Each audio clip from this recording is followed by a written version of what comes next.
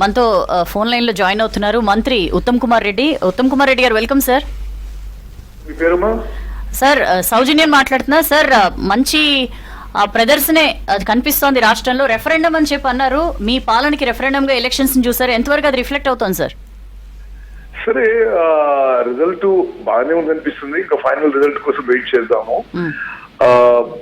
మా parliament, Nalgonda parliament కాన్స్టిట్యున్సీలో భారతదేశంలోనే హైయెస్ట్ మెజారిటీ వచ్చింది. అందరు కాంగ్రెస్ కాన్స్టిట్యూన్స్ లో 5 లక్షల మెజారిటీ దాటబోతున్నాము. నా assembly constituency Huzur Nagar assembly కాన్స్టిట్యున్సీలో భారతదేశంలో అన్ని అసెంబ్లీ కాన్స్టిట్యున్సీల కంటే ఎక్కువ మెజారిటీ వచ్చింది. 1,00,000 మెజారిటీ వచ్చింది ఒక్క అసెంబ్లీ కాన్స్టిట్యున్సీలో. ఇది నల్గొండ పార్లమెంటు, హుజూర్ నగర్ అసెంబ్లీ కార్యకర్తలందరికీ నా ధన్యవాదాలు. ఓవరాల్ నేషన్ వైడ్ రిజల్ట్స్ మీద ఏం చెప్తారు?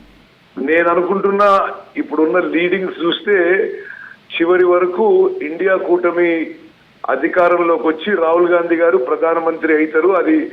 అది అందరికీ మంచిగా ఉంటుందని చెప్పి, దేశానికి కూడా మంచిగా ఉంటుందని చెప్పి నా అభిప్రాయం.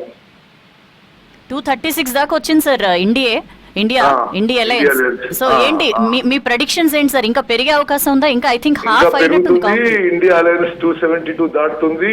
కొంతమంది కొత్త పార్ట్నర్స్ చేరుతారు. తప్పనిసరిగా రాహుల్ గాంధీ గారు ప్రధానమంత్రి అవుతారు. రాహుల్ గాంధీ గారు ప్రధానమంత్రి కావడం భారతదేశానికి కూడా మంచిది. ఎట్లా సార్ కొత్త పార్ట్నర్స్ అంటే? ఎన్డీఏ నుంచి వస్తారా? ఇప్పుడు చాలా మంది రీజనల్ పార్టీస్ ఇప్పుడు ఇండియా అలయన్స్ లో చేరుతారని నా అభిప్రాయం.